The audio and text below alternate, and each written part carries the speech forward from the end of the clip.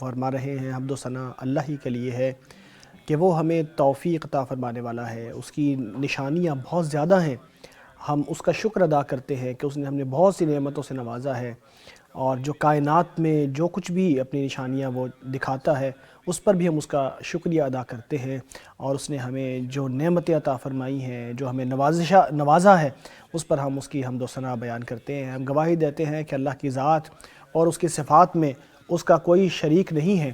میں یہ بھی گواہی دیتا ہوں کہ محمد صلی اللہ علیہ وسلم اللہ کے رسول اور خاتم الانبیاء ہیں۔ اللہ کی رحمتیں ہوں آپ صلی اللہ علیہ وسلم پر، آپ صلی اللہ علیہ وسلم کے صحابہ کرام پر، اور آپ صلی اللہ علیہ وسلم کے ساتھیوں پر۔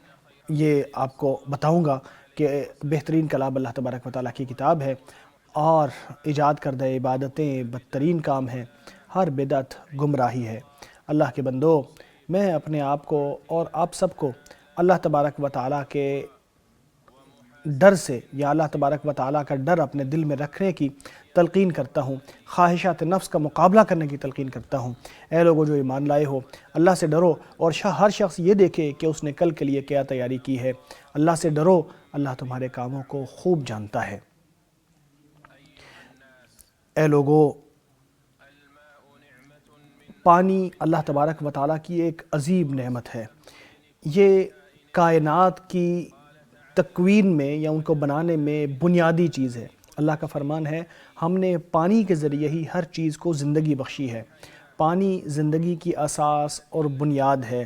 ہمارے معاشرے کے اندر یا ہمارے زمین کے اندر ہر چیز پانی کے محتاج ہے۔ نہ انسان اس سے مستغنی ہو سکتا ہے، نہ حیوان اور نہ نبات۔ اللہ کا فرمان ہے، اسی نے آسمان سے پانی برسایا ہے، اس کے ذریعے تم پانی پیتے بھی ہو، اور اسی کے ذریعے درخت اگتے ہیں جس کے ذریعے تمہارے جانور کھاتے ہیں۔ مختلف طرح کے نباتات اللہ تبارک و تعالیٰ اسے اگاتا ہے، جیسے زیتون ہے اور جیسے دوسرے درخت ہیں۔ اس میں بہت سی نشانیاں ہیں ان لوگوں کے لیے جو غور و فکر کرنے والے ہیں۔ پانی اللہ کے بندو ایسا ذریعہ ہے جس سے انسان پاکیزگی حاصل کرتا ہے، جو کہ ایمان کا آدھا حصہ ہے، اور نماز کے لیے بھی اس کی ضرورت ہے، اور اسی کی ضرورت بہت ساری عبادات میں ہوتی ہیں۔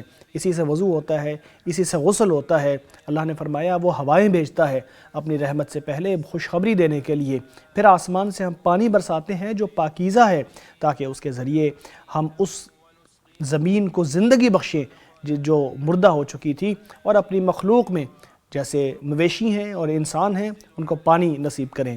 اسی طرح فرمایا آسمان سے وہ آپ کے لیے پانی نازل کرتا ہے تاکہ آپ کو پاکیزگی ملے۔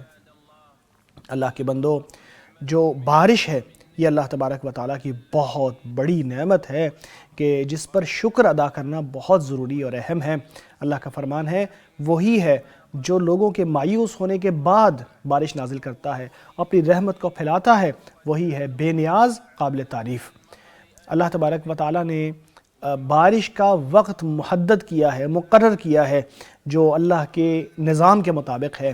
اللہ کا فرمان ہے، کیا تم دیکھتے نہیں ہو کہ اللہ ہی بادلوں کو جمع کرتا ہے، پھر وہ ایک دوسرے کے ساتھ مل کے جمع ہو جاتے ہیں، پھر تم دیکھتے ہو کہ کیسے اس کے اندر سے پانی برستا ہے، اور کئی مرتبہ برف بھاری ہونے لگتی ہے، اور برف یا ژالہ باری ہوتی ہے، جس پر اللہ چاہتا اس کو بھیج دیتا ہے، جس سے چاہتا ہے اسے دور کر دیتا ہے، اور اس کی چمک جو ہوتی ہے وہ کئی مرتبہ اتنی تیز ہوتی ہے کہ آنکھوں کو لے جائے یا انسان کی بینائی کو ختم کر دے۔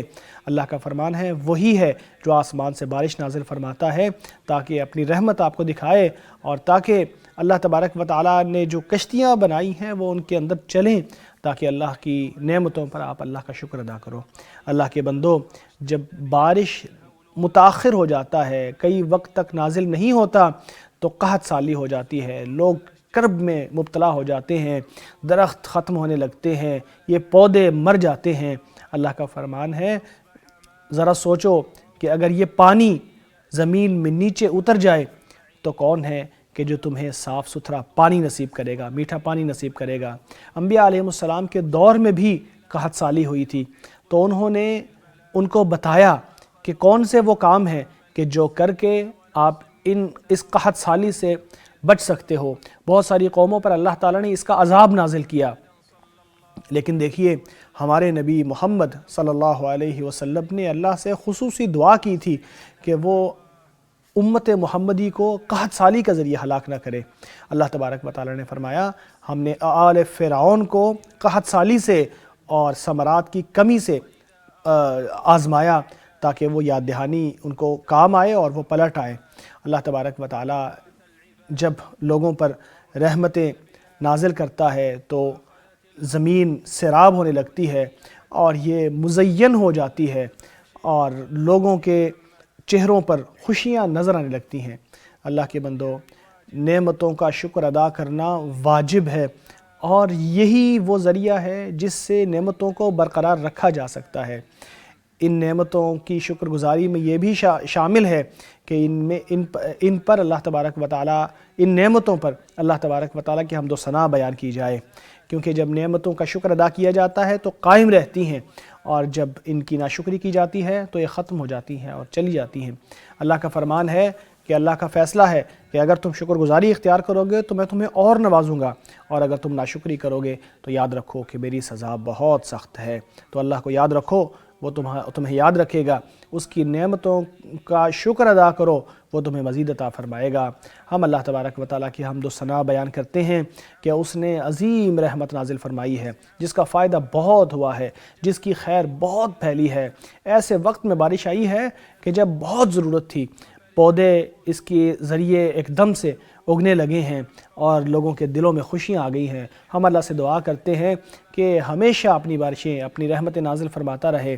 اللہ نے ہمارے اوپر جو بارشیں نازل فرمائی ہے اس پر ہم شکر ادا کرتے ہیں، اس میں بڑی برکت ہے، اس میں بڑی خیر ہے۔ اللہ تبارک و تعالیٰ نے اس کے ذریعے ہمارے ملک کو زندگی بخش دی ہے اور اس کے ذریعے دلوں کے اندر بھی خوشیاں آ گئی ہیں، تر و تازہ ہو گئے ہیں، تازہ دم ہو گئے ہیں۔ اے اللہ، تیرے لیے ایسی حمد و ثنا ہے جو تیری شان کے مطابق ہو، تیرے جلال کے مطابق ہو۔ تیرے لیے ساری حمد و ثنا ہے کہ تیری رحمت بڑی واسع ہے، تیری عطا بے انتہا ہے۔ ہم تیری حمد و ثنا بیان کرتے ہیں کہ تو نے ہمیں خوب نوازا ہے، تو نے ہمارے اوپر ہماری پردہ پوشی فرمائی ہے، ہمارے اوپر نعمت نازل فرمائی ہیں، خوب سخاوت دکھائی ہے۔ ہم تیری حمد و ثنا بیان نہیں کر سکتے، تو ویسا ہی ہے جیسا تو نے خود اپنے بارے میں فرمایا ہے۔ اللہ کے بندو، نعمتوں کے شکر میں یہ بھی شامل ہے کہ نعمتوں کو اللہ کی طرف منسوب کیا جائے جو دینے والا ہے، اور ان کے مقابلے میں نیکی کی جائے، فرما برداری کی جائے، ان کے ذریعے اللہ کی طرف پلٹا جائے، ان کو دیکھ کر گناہوں کو چھوڑ دیا جائے، اللہ تبارک و تعالیٰ کی طرف رخ کیا جائے اور کثرت سے استغفار کیا جائے، اللہ سے معافی مانگی جائے، کیونکہ اس کے ذریعے ہی نعمتیں قائم رہتی ہیں، برکتیں نازل ہوتی ہیں، بارشیں برستی ہیں۔ اللہ کا فرمان ہے، نبی نوح علیہ السلام نے کہا تھا اللہ سے معافی مانگو، وہ معاف کرنے والا ہے، آسمان سے آپ کے اوپر بارشیں نازل فرمائے گا، آپ کو اموال بھی دے گا، اولاد بھی دے گا، اور آپ کو باغ بھی دے گا، اور آپ کو نہریں بھی عطا فرما دے گا۔ اے اللہ کے بندو، یہ بارش اللہ تبارک و تعالیٰ کی بہت شاندار نشانی ہے جس سے اللہ کی قدرت ظاہر ہوتی ہے، اللہ کی حکمت نظر آتی ہے۔ اس کے نزول میں بہت بڑے نصیحت اور بہت بڑا سبق ہے، ایسا ایمانی سبق ہے کہ جس کے ذریعے دلوں کو یاد دہانی نصیب ہوتی ہے، جس سے آخرت کی یاد آتی ہے، کیونکہ جیسے زمین کے اوپر جب بارش برستی ہے تو اس کے بعد وہاں سے جو پودے نکلنے لگتے ہیں اس کے اندر زندگی آ جاتی ہے، یہ ایک دلیل ہے جس سے انسان کو آخرت یاد آتی ہے۔ دیکھیں کس طرح پہلے یہ زمین مردہ پڑی تھی، اب کس طرح ہلنے لگتی ہے بارش کے نازل ہونے کے بعد، اور شاندار طرح طرح کے پھل نکالنے لگتی ہے۔ اللہ کی نشانی ہے کہ تم دیکھتے ہو کہ زمین کیسے مردہ پڑی ہے، اور پھر جب ہم اس کے اوپر بارش نازل کرتے ہیں تو ہلنے لگتی ہے، بلند ہو جاتی ہے۔ دیکھو، جو اس کو زندگی بخشنے والا ہے وہی تو زندگیاں بخشنے والا ہے، مردوں کو زندہ کرنے والا ہے۔ میں اللہ کی پناہ مانگتا ہوں شیطان مردود سے۔ اے لوگو، اگر تم قیامت کے بارے میں شک میں مبتلا ہو تو یاد رکھو کہ ہم نے آپ کو مٹی سے پیدا کیا تھا، پھر نطفے سے، اور پھر علقہ سے، اور پھر مضغہ سے، جو کہ مخلق تھی اور غیر مخلق بھی، تاکہ ہم آپ کو سمجھائیں اور دکھائیں، اور پھر ہم رحم مادر میں جتنی دیر چاہتے ہیں ایک مقررہ وقت تک بچے کو رکھتے ہیں، پھر تمہیں ایک بچے کے طور پہ نکالتے ہیں، پھر تم جوانی کی عمر کو پہنچتے ہو۔ تم میں ایسے لوگ بھی ہیں جو پہلے ہی وفات پا جاتے ہیں، اور کچھ ایسے ہیں جو آخری عمر تک پہنچ جاتے ہیں، تاکہ سب کچھ جان لینے کے بعد سب کچھ بھول جائیں۔ اسی طرح تم دیکھتے ہو کہ زمین مردہ پڑی ہوتی ہے، جب ہم اس کے اوپر بارش نازل کرتے ہیں تو ہلنے لگتی ہے، بلند ہو جاتی ہے اور طرح طرح کے پھل اگانے لگتی ہے۔ یہ دلیل ہے کہ اللہ ہی حق ہے، اور وہی ہے جو مردوں کو زندہ کرتا ہے، اور وہی ہے جو ہر چیز پر قدرت رکھتا ہے، اور یہ بھی کہ قیامت آنے والی ہے، اور اللہ تبارک و تعالی ہی ہے جو قبروں میں پڑے مردوں کو زندگی بخشتا ہے۔ اللہ مجھے اور آپ کو قرآن عظیم میں برکت عطا فرمائے، اس میں آنے والی آیات اور ذکر حکیم سے مستفید فرمائے۔ میں اسی پر اکتفا کرتا ہوں، اپنے لیے اللہ سے اور آپ کے لیے معافی مانگتا ہوں۔ آپ بھی اسی سے معافی مانگو، وہ معاف کرنے والا اور رحم فرمانے والا ہے۔ فرما رہے ہیں حمد و ثنا ہے اللہ کے لیے، اس کی نعمتوں پر، اس کے احسانات پر، اس کی توفیق اور نوازشوں پر میں اس کا شکر ادا کرتا ہوں۔ میں گواہی دیتا ہوں کہ اللہ کے سوا کوئی الہ نہیں ہے، اور اللہ کی رحمتیں ہوں آپ صلی اللہ علیہ وسلم پر، آپ کے صلی اللہ علیہ وسلم صحابہ کرام پر، آپ صلی اللہ علیہ وسلم کے اہل بیت پر۔ اللہ کے بندوں، بہت سے لوگ ایسے ہیں جو اپنی چھٹیوں کو سفروں میں گزارتے ہیں، کھلے علاقوں میں چلے جاتے ہیں یا پارکوں وغیرہ میں چلے جاتے ہیں۔ ایسے موقع پر مسلمانوں کو یہ زیب دیتا ہے کہ جب ایسا کرنا چاہیں تو وہ ایسے جو نکلنا ہے باہر یا سفر وغیرہ ہے اس کے احکام سیکھ لیں۔ پہلی چیز اس میں یہ ہے کہ گھر والوں کو خیر باد کہا جائے، اور جب سواری پر بیٹھا جائے تو اس کے آداب بھی ملحوظ رکھے جائیں۔ نبی اکرم صلی اللہ علیہ وسلم سے روایت ہے کہ جب آپ صلی اللہ علیہ وسلم اپنے اونٹ پر سوار ہوتے تھے کسی سفر کے لیے، 3 مرتبہ اللہ اکبر کہتے، پھر کہتے پاک ہے وہ ذات جس نے اس کو ہمارے لیے مسخر کیا ہے، ہم خود اس کے اوپر قابو نہ پا سکتے تھے، ہم اللہ تبارک و تعالیٰ کی طرف ہی پلٹنے والے ہیں۔ اے اللہ، اس سفر میں میں تجھ سے نیکی اور تقوی کا سوال کرتا ہوں، ان اعمال کا سوال کرتا ہوں جو تجھے راضی کرنے والے ہوں۔ اے اللہ، اس سفر کو ہمارے لیے آسان کر دے، اس مسافت کو ہمارے لیے سمیٹ دے۔ اے اللہ، تو ہی ساتھی ہے سفر میں، اور تو ہی گھر والوں میں ہمارا جانشین ہے۔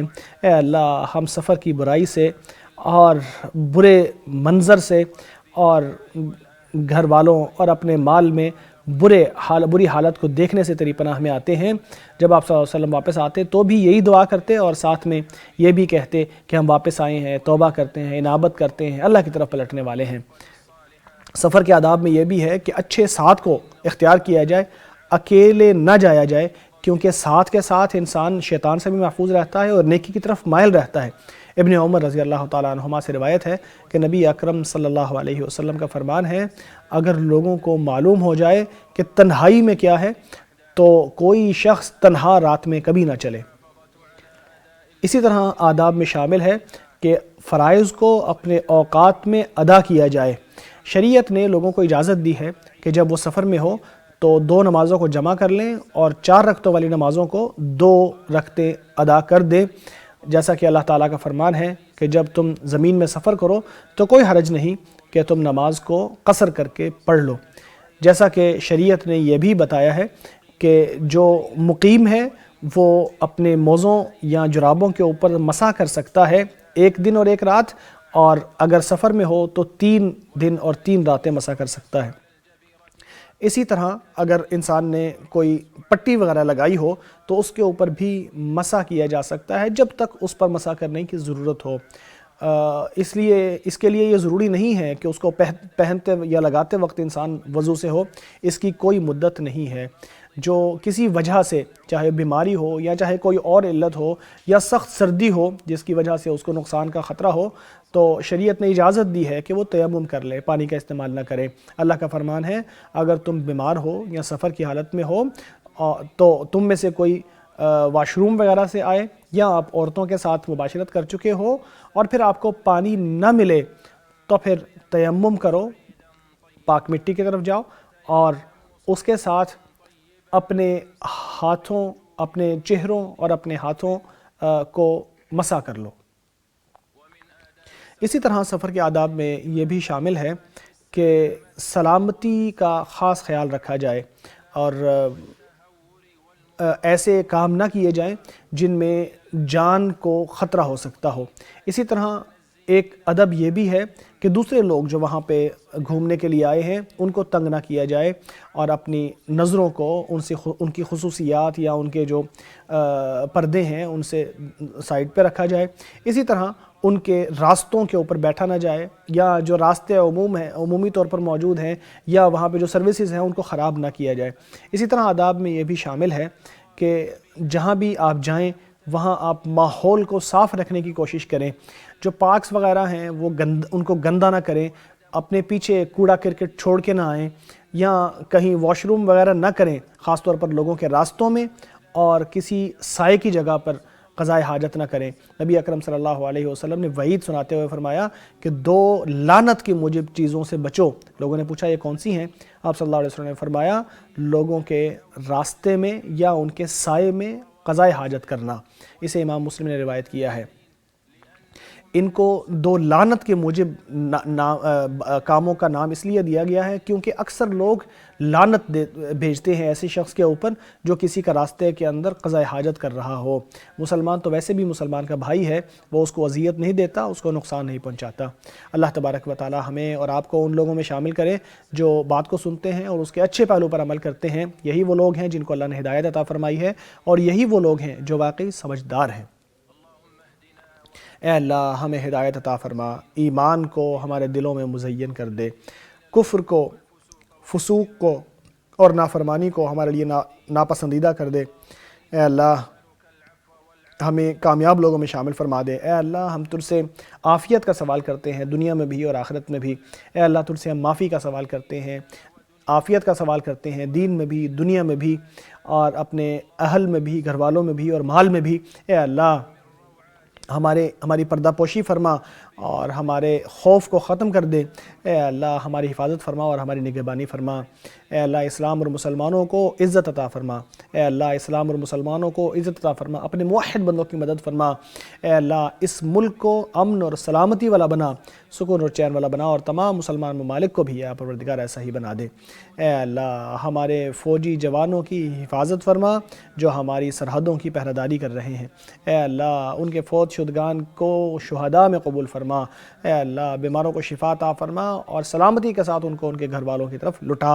اے اللہ اے پروردگار عالم، اے اللہ مسلمانوں کے احوال درست فرما۔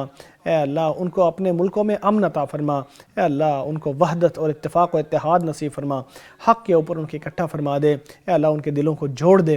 اے اللہ ان کے دلوں کو جوڑ دے، ان کو اتفاق اور اتحاد نصیب فرما دے۔ اے اللہ ان کو اختلافات سے دور کر دے، چاہے وہ ظاہری ہوں، فتنوں سے بچا دے، چاہے وہ ظاہری ہوں یا پوشیدہ ہوں، اپنی رحمت سے اے سب سے بڑھ کر رحم فرمانے والے۔ اے اللہ ہمیں ہمارے ملکوں میں امن نصیب فرما، ہمارے حکمرانوں اور اماموں کی اصلاح فرما۔ اے اللہ ہمارے حکمران خادم حرمین شریفین کو ان کاموں کی توفیق عطا فرما جن سے تو خوش و راضی ہوتا ہے، ان کی تائید فرما، اس کے ذریعے اپنے دین کو سربلند فرما، اس کو صحت اور عافیت کی پوشاک بنا۔ اے اللہ اسے اور اس کے ولی عہد کو ان کاموں کی توفیق عطا فرما جن سے تو خوش و راضی ہوتا ہے۔ تو ہی دعا سننے والا ہے، تو ہی علم رکھنے والا ہے۔ اے اللہ ہم سے قبول فرما، تو سننے والا اور علم رکھنے والا ہے۔ ہماری توبہ قبول فرما، تو توبہ قبول فرمانے والا اور رحم فرمانے والا ہے۔ اے اللہ رحمت نازل فرما محمد صلی اللہ علیہ وسلم پر اور آپ صلی اللہ علیہ وسلم کے اہل بیت پر اور تمام صحابہ کرام پر نازل